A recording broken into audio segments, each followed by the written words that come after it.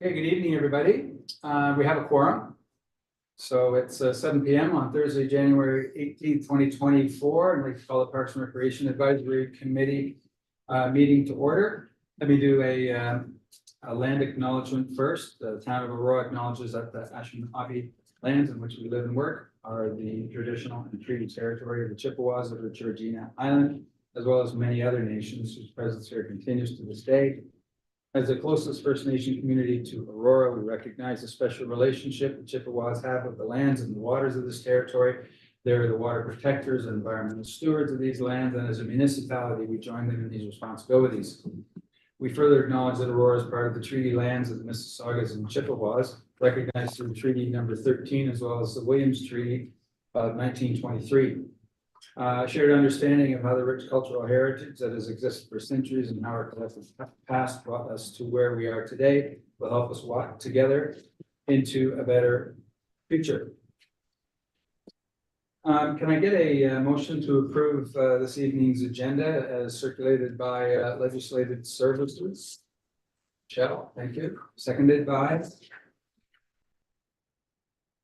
Irene, thank you. Anybody have any comments on this?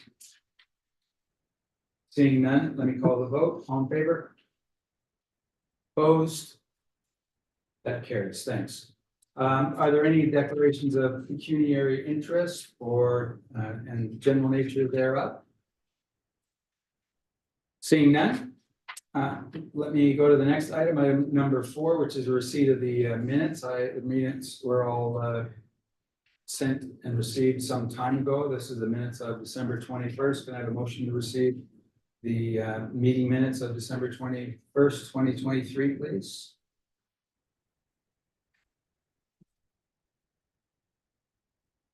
Irene, did I see your hand up? Irene, and then Shaheen, thank you. Any questions or comments about the minutes, errors, or omissions? Seeing none, call the vote. All in favor? Opposed? Thank you. We have no delegation this evening, so let's move right into the matters of consideration. We have a memorandum from Collections and Exhibition Coordinator regarding the community reflection space. I want to welcome Michelle and Phil here on that issue.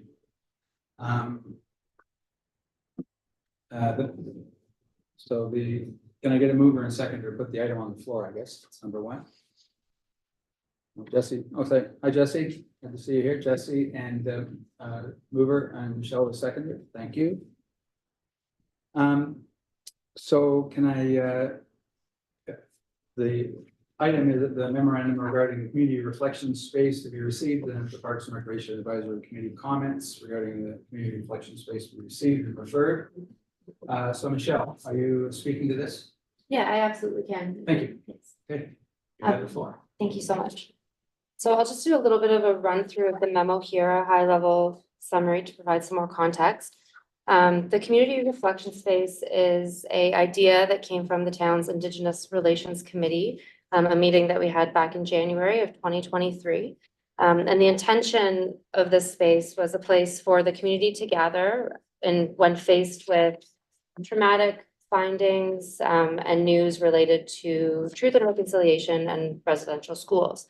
A small working group departed that meeting of staff and came back with some recommendations. And it was the recommendation of the committee and our Indigenous Relations consultant to broaden the scope of this community reflection space so that it could include tragedies and more solemn news that wasn't just related to truth and reconciliation. So the mandate for this space would be broadened as a spot for the community to gather when faced with topics, whether they were local, national, or global.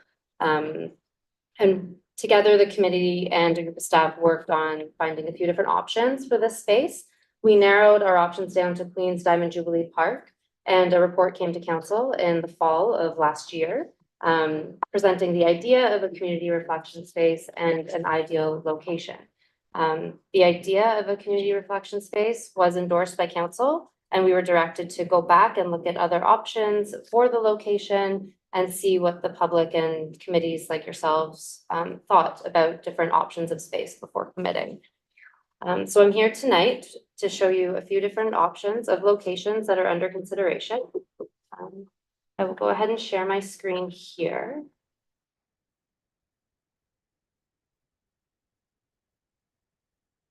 So I'm going to start with the first attachment.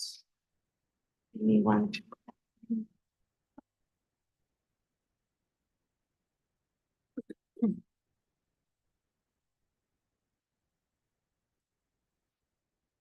So the first location being considered, you can see here is, this is Town Hall. This is the front entrance of Town Hall, right near where the Christmas tree, the circle here is where the Christmas, that was formerly the Christmas tree. So this is the space being considered that's shadowed in green as the community reflection space. The arrows are a pathway pointing to the closest accessible parking spot, so we get an idea of what parking would be like for here in terms of accessibility. There are some pros and cons to this space. Some of the pros are that it is serviced during the winter. It is close to an existing facility, so that offers some shelter and some more amenities. There are some features already in place and some opportunities for enhancement here.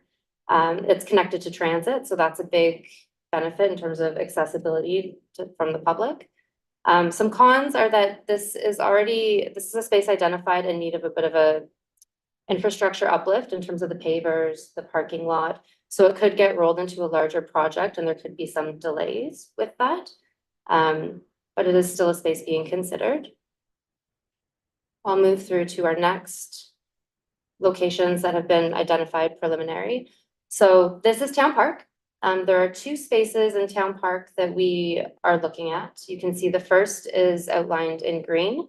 That's 25 meters from the closest accessible parking spot. This is the Wells Street entrance here. So the little free art gallery is in the top left corner. It sits between the ball diamond and the bandstand lawn. The second location in Town Park is the Red Circle, 95 meters from the closest accessible parking spot. And that's really the open space between the armory and the bandstand that's more spontaneous gatherings and play occur currently. Some of the benefits of Town Park is that it's well connected in terms of transit and very walkable.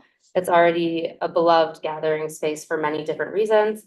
That's also one of the complications with the space due to the nature of what we see the community reflection space being used as for more solemn circumstances. There's a lot of activity happening in this park already, from ball games to concerts to kids playing. So it would be a bit more of a challenge in terms of the emotional environment within which it would exist.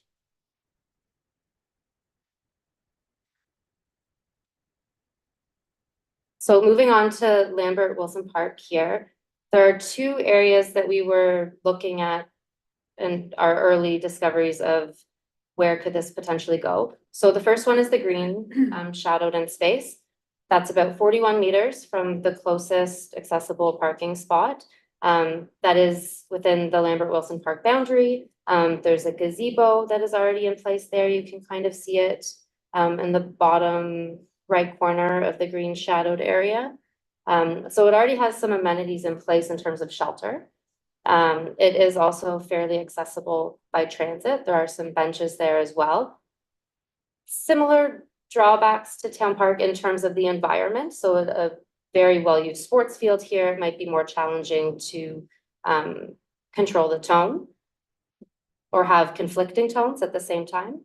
And then further down the pathway here, just as a potential idea in the red shadowed in box, we see a space that is within the Arboretum boundary. This space is a significant distance from the closest accessible parking spot at 315 meters. And it is right now an open space with some benches and of course, the Arboretum assets, the trees. And that was one that we thought we would consider. And I'm just going to move on to the next page.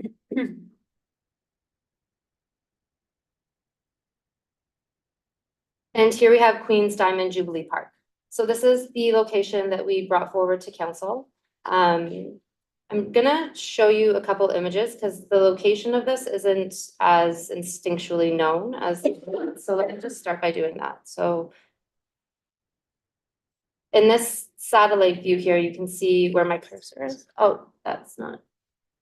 Stop, start. Okay, so maybe I'll do that at the end then, so I don't interrupt the sharing too much. So I'll just do a quick overview of this and then I'll stop my screen and restart by sharing the other images. So Queen's Diamond Jubilee here, the area under consideration is the red shadowed box, which is about 110 meters from the closest accessible parking spot to the center of that location. Some benefits here are that there's already quite a bit of infrastructure in place that is complementary to what we're trying to achieve. There's a wandering kind of contemplative labyrinth. There's a fountain, there's some seating, some picnic tables. And it is close to transit, being on John West Way. This is basically across the road from Town Hall on the other side of John West Way. A couple drawbacks are that there is a soccer field there, so we have some of the same different uses at the same time, could be a bit of a challenge, but it is a nice parkette that is kind of already parceled out in terms of the design of the park. And it's also within the park itself called Queen's Diamond Jubilee Park. If this space is being used for tragedies that arise with our Indigenous community, we have that conversation that's happening with like the colonial naming of the park, but then also the circumstances within which we're using the community reflection space. So that's not necessarily a drawback. It's an opportunity for conversation and to acknowledge it, something to consider with this space. So I'm just going to stop sharing for a moment and just provide an overview of where that is.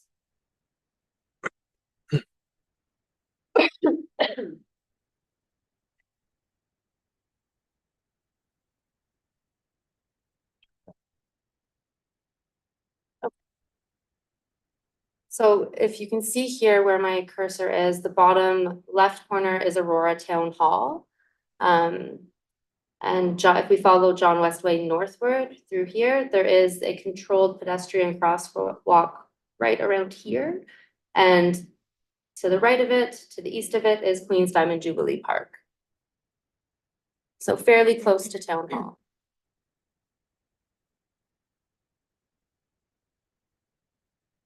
So those are the locations that we're asking for feedback on from committee members. Any insight would be greatly appreciated and happy to answer any questions.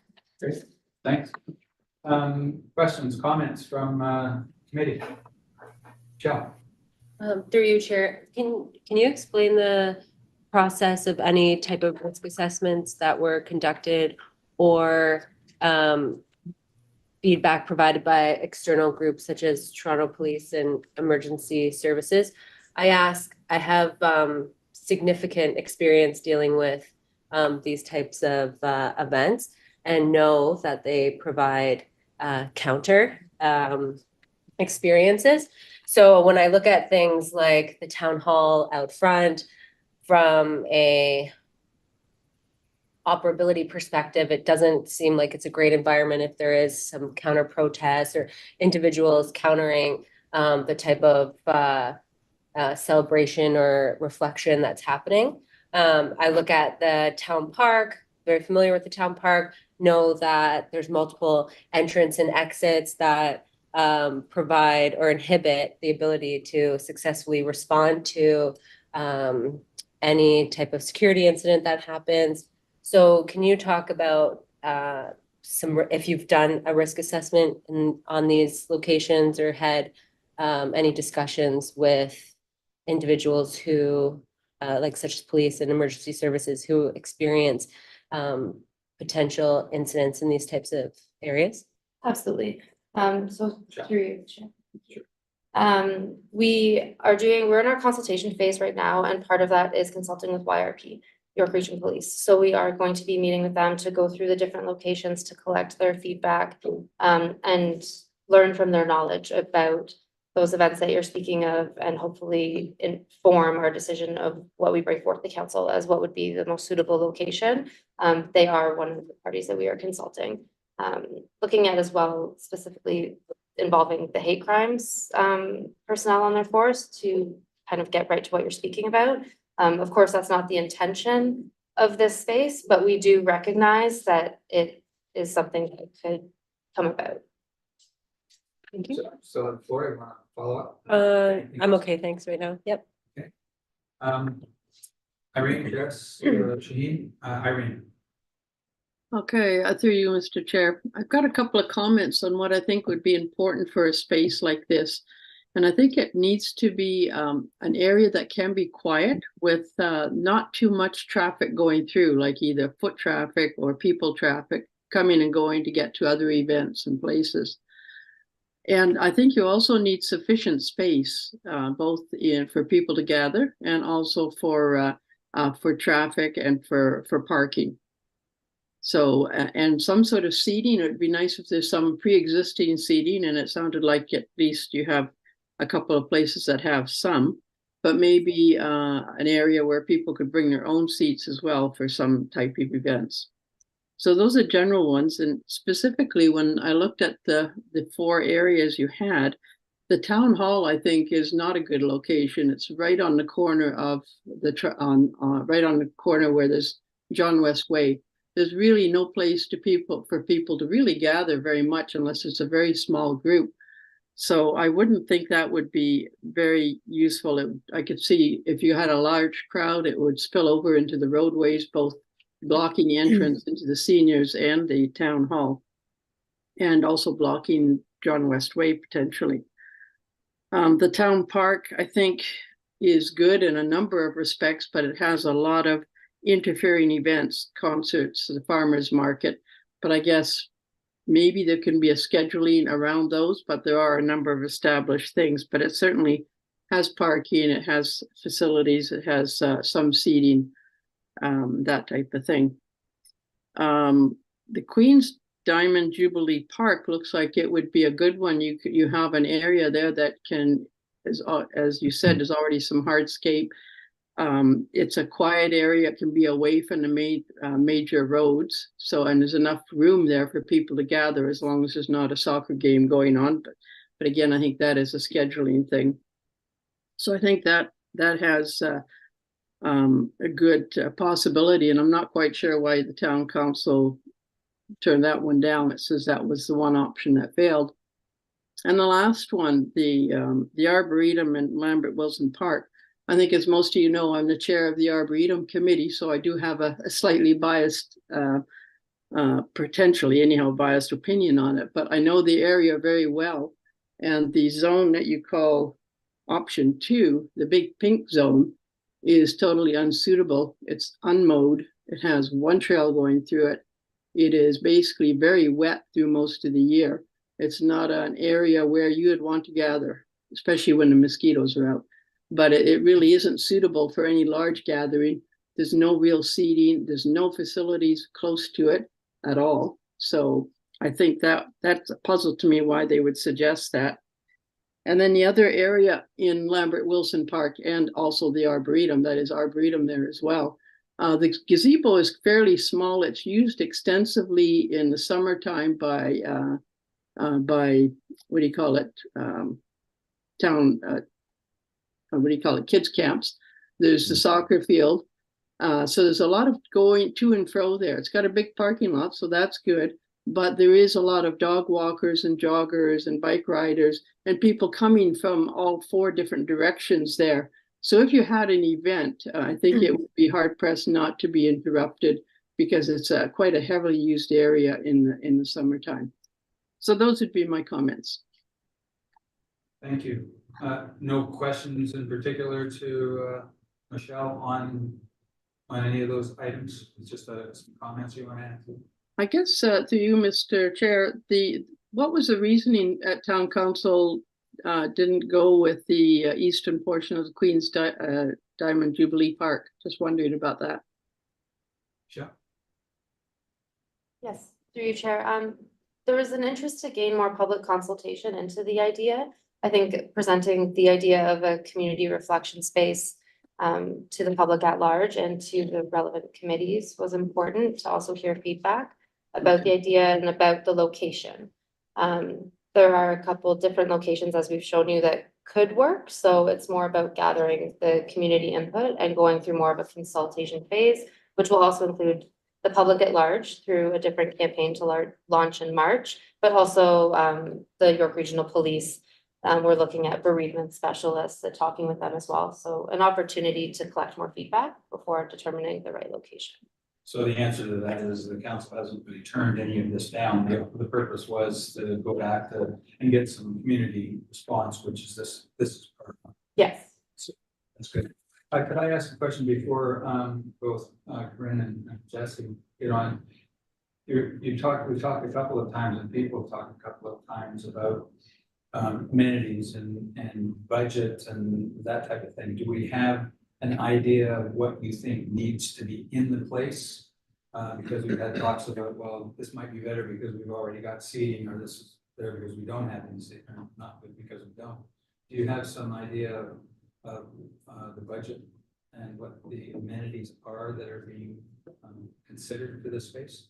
We do. So we know amenities that need to be in the space, whether pre-existing or enhanced, will be seating, some sort of shelter, adequate security lighting, a public art component, as well as a public display component, perhaps as a place to speak to global news events that are occurring. And there is a budget piece as well. So we'll be doing, Phil, do you want to speak to the budget?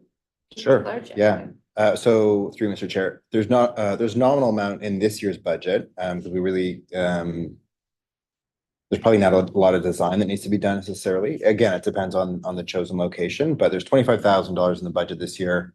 And that's potentially just once the culmination of all of the, the consultation we've done, once we get direction from council, we'll start to do some of the design work this year, and that $25,000 won't get us far in terms of consultation fees, but enough to probably put some substantial design together.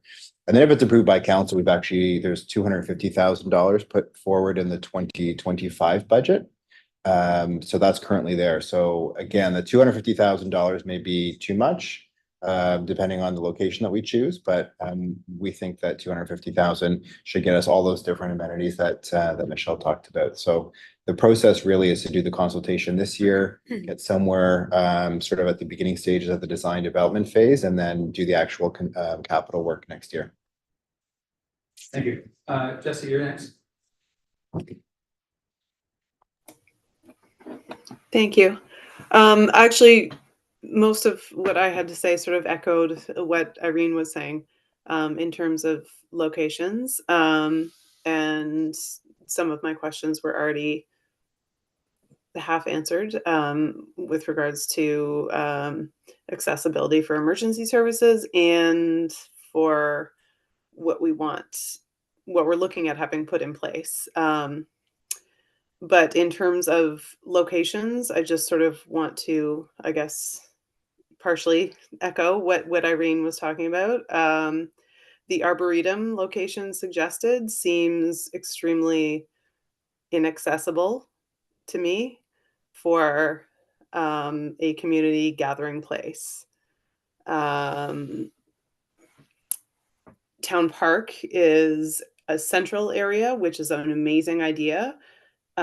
Except that it is constantly used for organized events and for informal community events that are not organized and planned and permitted.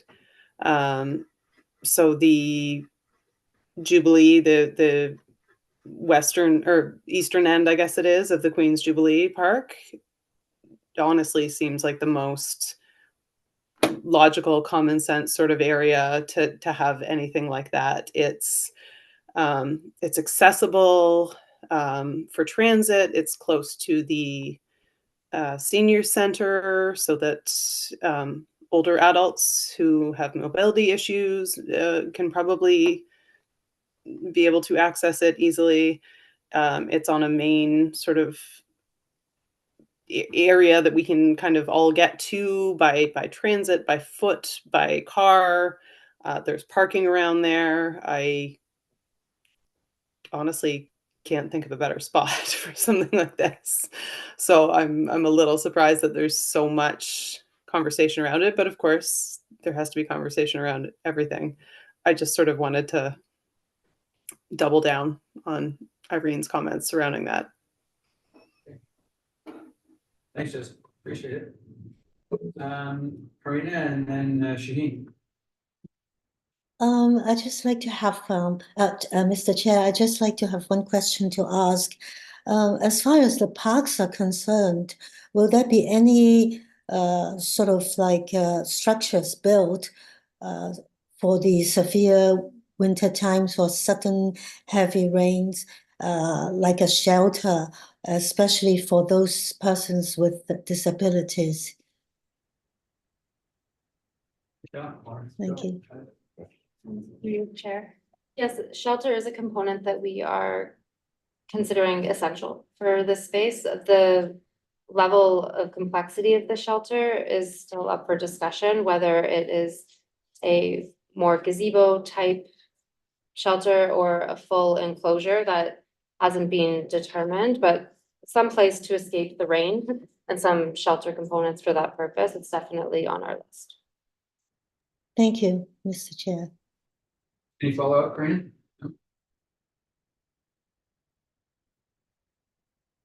Okay, Shaheen. You're up. So through you, Mr. Chair, so I have a question.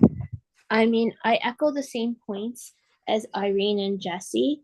I feel like the Jubilee Park at this time would be the best option presented. But there, in a peace garden, a native peace garden, there are sacred things. And has anyone, like, how far will be children running beside this peace garden? Because we don't want to have to tell children to not go there, because there are sacred things that can't be touched through Aboriginal culture. Number two, we've just acquired a new parkland land on Yonge Street. Have we considered putting it there, as we got 14 acres? Okay, so let's take a couple of these. The first question then or concern you have is Michelle. The children. That's- The burden. Yeah, the Secret. buffering and the separation, I suppose, is what you're saying, and the protection of artifacts and the sacred grounds type of thing. So what do you have, Michelle, or is there something you're looking at, particularly Queen's Jubilee, where we may have a lot of activity over here that may bleed into the other area? I think what Shaheen's saying, and correct me if I'm wrong, Shaheen, is there going to be some privacy in there that Yeah, that's exactly what I'm asking through you, Mr. Chair, that is there a buffer zone in the design? Because the problem is that we're being asked what park, but we haven't seen like a tentative design to tell us where to put it. Queen's Jubilees is, to me, the best one because it's also a fully accessible, our only fully accessible park in our town. But then I'm concerned because there, like, for example, if we have a medicine garden there, then the children, according to the Aboriginals, should not be stepping into it. Now, how are we going to prevent all that? Through you, Chair. So our intention with this space is to designate the space and create the environment where people feel comfortable to come together and gather according to sentiment, according to that reflective tone evoked by these tragic situations. In terms of permanent installations of materials that could be considered sacred, that's not something that we're considering at this time, like in terms of an Indigenous healing garden. Not that there wouldn't be value to including it, but you raise a good point over protecting it. So we're more looking to create the infrastructure and the welcoming tone for people to gather and share these emotions, but it's not currently on our radar to have permanent installations of those artifacts and materials that do require more attention and watching over. So I hope that answers that question. And Yeah, through Bill? Mr. Chair. The only thing I would also add is that, and you probably know this, everybody on this committee, Hartwell Park is currently under development. And there will be an Indigenous component to Hartwell Park. And so we're currently working with our Indigenous Relations Committee and specifically our consultant, Kim Wheatley, on helping parks with that design, especially the Indigenous components. So there will be some gardens there that have sort of that sacred Indigenous, those plantings. So to sort of reiterate what Michelle's saying, this space is probably not conducive to the plantings that you're speaking of, but we do have a spot at Hartwell Park that will be that area for those plants. And Shaheen's other question had to do with the newly acquired Yeah. property that is on the south of the tracks Yeah. and on the west side. Has there been any discussion about that because it's so new, or it's been abandoned, or just nothing? Yeah. yes, to you and to your question, we haven't discussed that property for the purposes of this community reflection space. I'm familiar with the property as the Happy Woodland Pet Cemetery is embedded within that new property purchase, and we work there seasonally. And from what I know of that property, it is quite inaccessible in terms of distance from any transit lines from the road. It's a bit of a drive-in. So we haven't discussed that property for this purpose. And perhaps part of the reason I haven't brought that up is just my knowledge of the property and the type of environment that it is and whether or not it would be adequately used for this purpose. Shaheen, any follow-up from that? I agree about the accessibility.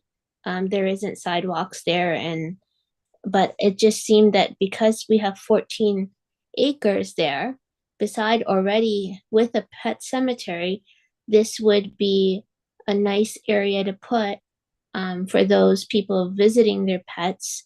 And that way we're not taking away from present parks that we already have, and we could forge out a nice space, a nice design. And we do, from my understanding, there is going to be at some point more accessibility to that land, seeing that it's going to be a park. So since we have a clean slate of a park, maybe we should consider that park. And that way we can put it in there and not take away from other facilities that are already serving the community. This is a new park. Let's go put something brand new in it. Take the comments away. We'll investigate. All about. Yeah. Yeah. So it's an idea, it's something they're looking and see another rendering coming back as a result of that comment. Thanks, Shaheen. Sorry, Mr. Chair, can I just address one more thing that Shaheen said? I think Shaheen, you mentioned that you haven't had the benefit of seeing any of the sort of the design of the park. So in terms of the process, we'll come back to this committee in the fall likely with a bit more of a sort of a general design and show some of the elements that we're proposing. And we'll get your feedback at that time as well. Okay, thank you. Second time around then, Michelle. Sorry, I forgot my laptop today, so I'm using some notes here. So through Chair, I'm curious to know why our almost newly built town square was not considered for this purpose. While I understand that, and majority of everyone saying the Queen's Diamond Jubilee, and we've now morphed into more of a, not just an Indigenous area, but one that supports all type of incidents across the world. I'm wondering why was it looked at, or why it wasn't considered? Because I think it's easier to build if we're looking at building Indigenous components and, working through our path of truth and reconciliation, why we wouldn't look at a new space such as the town square that we're trying to promote from a town as a a central gathering point, because it's not really central and not really a good gathering area. But I also think one of the cons for the Queen's Diamond Jubilee Park was that it would potentially force a conversation around truth and reconciliation and, so why not use a new space that doesn't have that potential concern? Mhm. And so was it considered, and why not if it wasn't? Pretty sure that the right person to talk would be Phil on this one, but, Yeah, through you, Mr. Chair, thanks. I don't think we really, well, we probably considered it, because we considered a number of sites. I think for all the reasons that everybody has raised here, starting with Irene and then reiterated by everyone, in terms of a quiet space, that in particular, a quiet space away from vehicular traffic, or some kind of spot away from vehicular traffic, not having conflicting uses. And really the space has been for, so if you're the reflection space I'm talking about, it's meant for spontaneous, moments as well as planned events, whatever that might look like. So I think the spontaneous parts, if you haven't been to Town Square, I'm thinking particularly of the outdoor square component. There's lots of space in there, but it's still a quite confined space. And so it's very restrictive in terms of having multiple uses happening there at one time.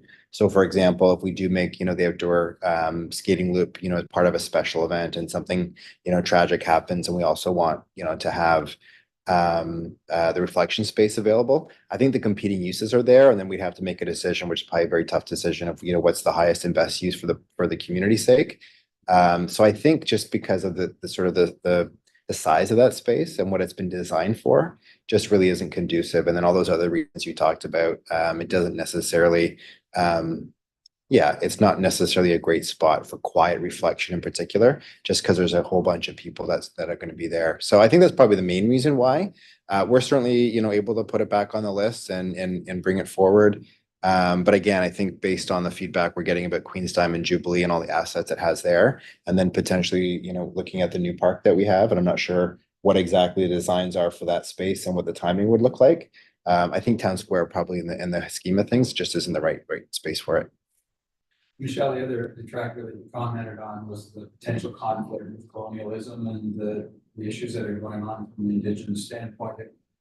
Have you, if you don't mind, I should ask the question, have you had those discussions with our Indigenous partners and whether that is or is not appropriate?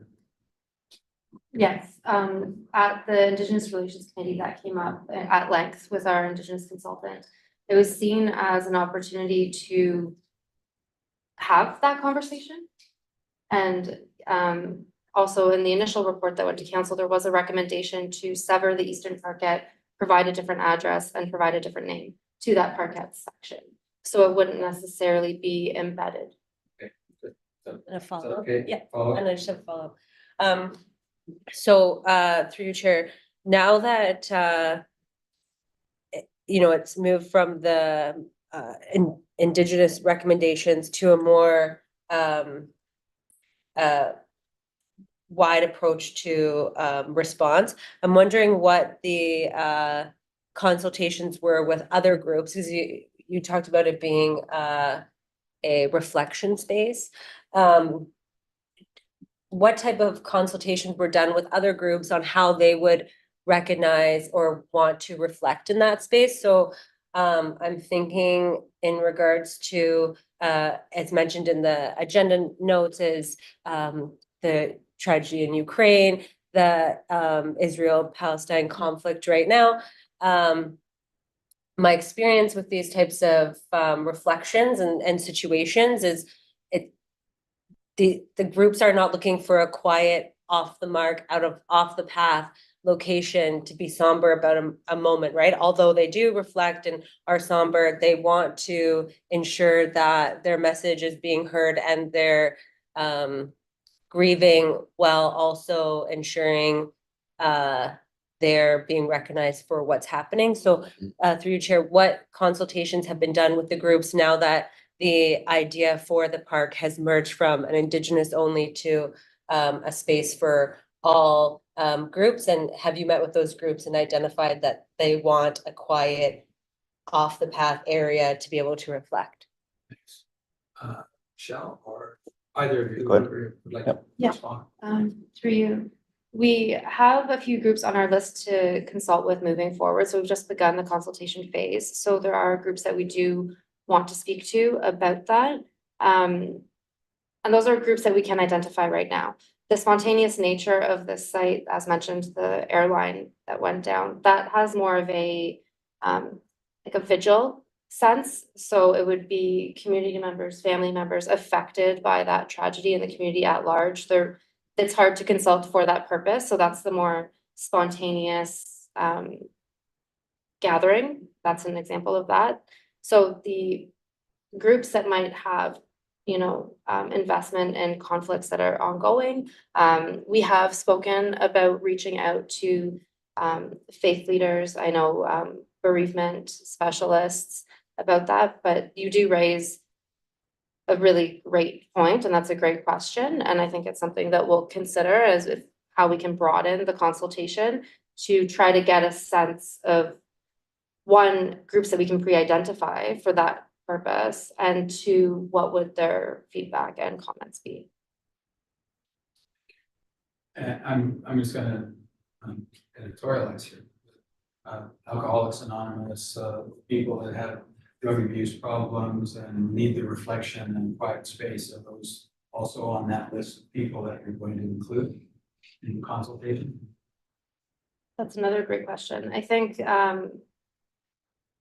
this sentiment for the space comes from loss, right? A place for people to gather with a shared sense of loss or pain or grief. And what causes that, like what spurs that, can be such a variety of things. And that's a really great point.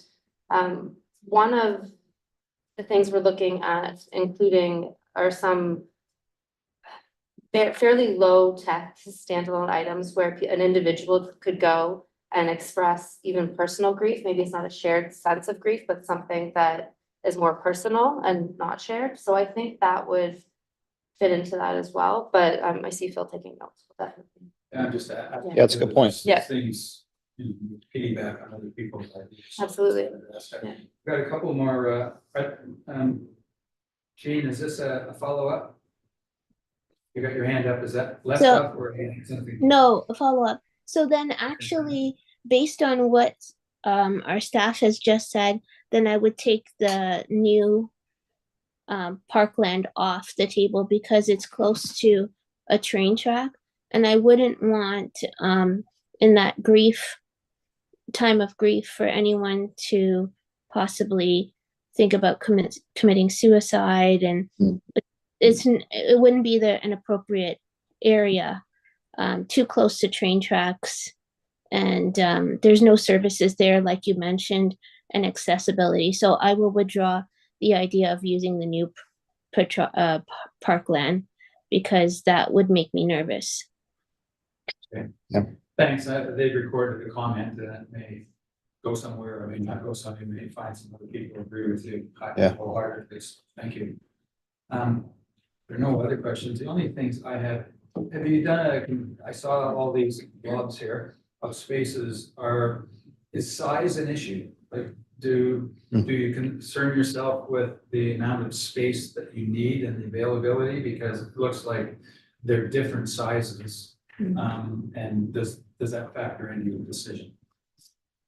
It does, and I think size is a consideration for redefining an existing space in terms of how much space do we need, but also how much space do we have. So it's a bit of a blend. So while it's hard to anticipate how the volume of people that will use the space, we are also limited by how large the space is that we're trying to redefine for these purposes. Yeah, I just didn't know if you had at the time 1/2 of an acre or whatever the shape was. So if there's nothing in there, then that's okay too.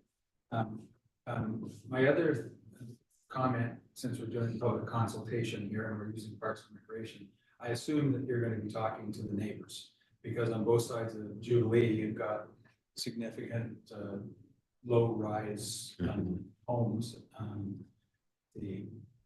east side, not so much because it's buffered. But is there a plan to meet with the residents, survey those residents, talk about the issue with them? Yes, so our plan is to narrow our locations down through a broader consultation. And once we arrive at a clear one or two front runner spots, then hone in on that consultation of people immediately in the area that would be more. And through you, Mr. Chair, I would also say we'll do that through the council, the ward councillor for that area to make sure that we use them as sort of the conduit for those residents. Yeah. It's good because one word. I know. It's right there. Yeah, exactly. Should be easy. Jesse, you have your hand up now. I'll give you a second time. Yeah, I had my hand up and then I put it down, then I put it up again. I just wanted to make a comment about the colonial nature of the name of the Queen's Jubilee Park and that sort of dichotomy. And I think that isn't a negative thing, but it's a useful conversation to have, and that we should probably push that conversation. I also think that it's a little backtracking that this has moved from a conversation about an Indigenous space to a all people space, which is wonderful and inclusive, but also kind of takes away from the original intention, which I get is not what our conversation is now, but I wonder if that is a secondary conversation that can be had, or anything, a secondary space that can be considered, because that's where the conversation started and that's where we started. Comment over to you. Any comment? And basically, she's suggesting it started from an Indigenous environment, and now it seems to be involving more and more areas of interest. And so have you had those conversations elsewhere? We have had those conversations at the Indigenous Relations Committee and with our Indigenous consultant, and the decision in February of last year to expand the scope of the space really came from a place, my understanding with our consultant, of wanting everybody to come if there are findings at residential schools or tragedies that relate directly to the Indigenous community, because it takes everybody to acknowledge it and to move forward from that in a meaningful way. And an extension of that would also be all communities suffer tragic situations and circumstances. So this space should be a place that all community can turn to. Because it was really the absence of such a space in the town, not just as it relates to truth and reconciliation, but as it relates to acknowledging that human emotion and that community impulse to gather. So that was a conversation we did have. And that's a really high level summary of how I hope it provides more context for how we've gotten to where we are and why we've taken that path. Jesse, you have a follow-up on that to your question, or is that okay by you? I appreciate that answer, and that makes perfect sense. I will position this in another forum, what I want to say. Well, they're here to gather comments, and the comments been noted, so. Yeah, through Mr. Chair, the only thing I would say is that, I mean, it started off as that, and again, through, our consultation with Kim Wheatley, our Anishinaabe grandmother who's consulting us, we kind of, as we said, we evolved the idea. But I think, we could probably, through the design process, in some way make sure that the idea of the truth and reconciliation piece and the commitment the town's made to the truth and reconciliation calls to action is prominent. And so people do recognize that there is an Indigenous component to it. So I think there's some ways we can address that in the design element. So again, as I said, we'll come back in the fall with some more details and maybe get your feedback on that part in particular. Super. Wonderful, thank you. Irene, Thank you. Irene, you have a hand up, second time? Yes, just, I wanted to echo what Jesse was just saying as well. I was wondering about the same thing. And, you said that Hartwell Park is being designed right now as an Indigenous space, or will have some things there. I think that's great. I was glad when I heard that. But I did think that it sort of watered down what you initially said, that this space was going to be really reflection on truth and reconciliation. And I appreciate your response that you just gave. But if it's going to be general, I don't think you should frame it in the sense of truth and reconciliation. I think that dilutes that concern somehow. So have it just as a general gathering place for reflection on any major event, or however you want to put that. But to have it sort of started off with truth and reconciliation and then it sort of gets buried, it didn't seem quite right to me. So, okay. Comment or? Yeah, thanks, Irene. Thanks, Irene. Everybody's been through a couple of times. I don't have anything more to add, so I'll just, there's no further comments. Let me call the vote, and all in favor of the comment being sent to staff? All in favor? Opposed? Carried. Thank you. There's an informational item. There's an informational item through Lisa, but you're welcome to stay, or you can certainly leave if you choose. Not as though this is a- Yeah, excuse, please. Yeah, you're certainly I excused. feel like I but finished not- my dinner and now I have to be but, back, maybe excuse. Thank you, everyone. Thank you. Thank you so much. Okay. Appreciate your expertise. We have a memorandum from the manager of recreation, it's Lisa, and I want to thank Lisa for coming here once again to give this information. So can I get a mover and seconder just to put it on the floor so Lisa can do her presentation? Thank you, Jesse, and second, Shaheen. Lisa, Yes, the thank floor is you. yours. Yeah, and so I don't, it's not really a presentation, but I wanted to provide this memo just as a follow-up to the meeting we had last month. And for those of you that were able to attend, we had a conversation with our consultants and gathered some really great information. So I just sort of wanted to let the group know what the next steps were in terms of community consultation, and that our public sort of page on the website is now up. And I would ask that the committee pass along to any contacts you have, because we're trying to target a very specific audience. Persons with disabilities, family and caregivers of people with disabilities, agencies that work with people with disabilities, volunteers that work with people with disabilities. So these, I've provided a link in the memo, and at that link is a survey that, again, the groups I just mentioned can fill out, but there's also some dates with some focus groups. And there's probably 5 or 6 focus groups happening over the next month. And again, I would just ask that you share this information with your contacts. Again, specifically geared to persons with disabilities, but in a variety of roles, because we really need to target that specific audience. And as you know, that can be difficult sometimes. So really, I just wanted to bring that to your attention and to ask for your assistance in promoting this project and encouraging people to visit that page and either fill out the survey or attend one of the focus groups. And that was it. From the group, any comments, questions?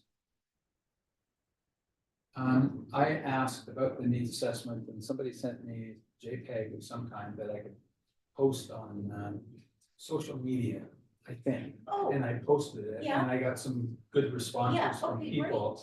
So, and that gets shared a lot, so I don't Yes. know if where that came from. It may have come from communications. It must have, yeah. So this week, a news release went out about the project, and then some communication tools to help council members and others promote again this webpage that we've got. So Yeah. it would be part of that package. Okay, great, Yeah. because greater the survey size, the more Absolutely. valuable is the needs assessment tool. And so Yeah. I'd like to encourage all of you to reach out to your networks and do what you can about this. Go to that link and see if you can use your own networks, either by email or other digital methods. So, Mhm. Yeah. Thank you. anything else? Okay, if there's no further comment, just let me call the vote. All in favor of the receipt of the memo? Opposed? Good, that carries. The next item is new business. Does anybody in the group have some new business? I've got one thing or two that I'd like to bring forward. Does anybody have something they want to bring to the attention? Shaheen? So, through you, Mr. Chair, I'm new to Parks and Rec, and maybe you can explain this to me better if I don't understand. So, when I saw that we had purchased a brand new parkland, I was a bit surprised because I didn't know, like, when we're looking at parkland that we're going to purchase from somewhere, okay, does Parks and Rec not, the committee not be told that we're working on this? Because that piece of land had been sitting there for a long time. It's not like there was multiple offers on it or anything. And it was done. And, you know, Parks and Rec was never, you know, that item never came to Parks and Rec to say, hey, should we buy this? I mean, I'm happy that we bought it because we do need more a park in the area. But I just want to understand the process. Like, how come it didn't come to us to tell us that this was on the agenda? Like, this is a possibility. Well, let me answer that as best I can without divulging confidences and Sure. processes. In our Parks and Recreation Master Plan, we do have it as a strategy to acquire parkland or other properties for whatever reason, because we're woefully behind in terms of our parkland acquisition. So the strategy is there for council and staff to look for pieces of property that are valuable, that they're not overpriced, that they are available. And you're right, this property has been available for a while, but in the process of purchasing any property, there's a lot of confidentiality that has to go along in order to make sure that, and I'll be very blunt, that, you know, if it's a competitive market out there. Sure. And so we have to be relatively confidential about what pieces of property we are looking at, because we don't need to have bidding wars and other things that go along with it. So it's really a good business plan, and they would not come to this committee for comments on it Okay. until now. I mean, that's not to say there won't be some comments on it, because I will also suggest to you that that was not purchased for parkland. It was just purchased as part of our land acquisition strategy. So what it becomes may come back to this committee if a park or some kind of parkland use is going to be considered for. And as Michelle mentioned before, the pet cemetery is behind there, and this provides a linkage that we did not have for the pet cemetery. So it has some strategic value to it. So I appreciate your comment. No, I was just asking because I don't understand. I didn't know the process. But the other thing is that obviously that area does need a park, but also the way it was presented, I thought it was bought for park land. I didn't realize it was just for it was the initial is that for holding on to the pet cemetery, because there used to be a pet clinic there and, you know, adoption area. So it is a really strategic piece of property, and it is an unusual shape and size, and the contents and the history of it. So right at the moment, it was just something that the town chose to purchase, and they're going to look at the acceptable uses of it in the future, and it may come back to this committee. So I appreciate the comment. Thank you for explaining it. Anybody else? I will make a comment that, I don't know if you know, but David Brennan has, tendered his resignation. He's one of our members, but he found it difficult to organize his life around our meetings, as we all do. So, there, by February 11th, an application is due to replace Mr. Gren. I encourage you, as we did with the needs assessment, to let that out. There's nothing private about it. February 11th, the applications will close. Those applications are online, the same way as each one of you did your own application, and then council will be voting on the applicants. And we will have a new member come, what date do you think? Hopefully by the March meeting. By the March meeting, we hope. Okay. So it behooves you, if you have friends or people that you know that have particular interests, that we get the best people in place that have interest in advocacy for Parks and Recreation. So you're welcome to share that information. Linda, do we have a document? I know I received an email from Jacqueline, but is there any that I appreciate social media opportunities coming out, because then I can easily move them into my social media and everywhere else. Is there any official word beyond that email that's coming to people? Regarding the availability, yeah. It's posted on our boards and committees webpage. Okay. Under the Parks and Recreation Advisory Committee listing. Okay. And a link to application. Great. All I would The terms of reference are there. Yeah. For the committee. All I would suggest is that we don't mention Mr. Grant. We just simply say that there's a vacancy. So if you don't mind doing that, I appreciate that. No other items? New business? Okay, I want to thank everybody for their time. It was a very interesting result here. Thank Lisa for coming and giving us an update on something we've already done, and to get some extra help on that. So can I get a motion to adjourn? And it's normally So moved. I want to thank everybody for your time tonight, and appreciate your involvement in this, as always. Thanks very much, and we'll see you next time. Good night. Thank you all. Good night. Good night. Right.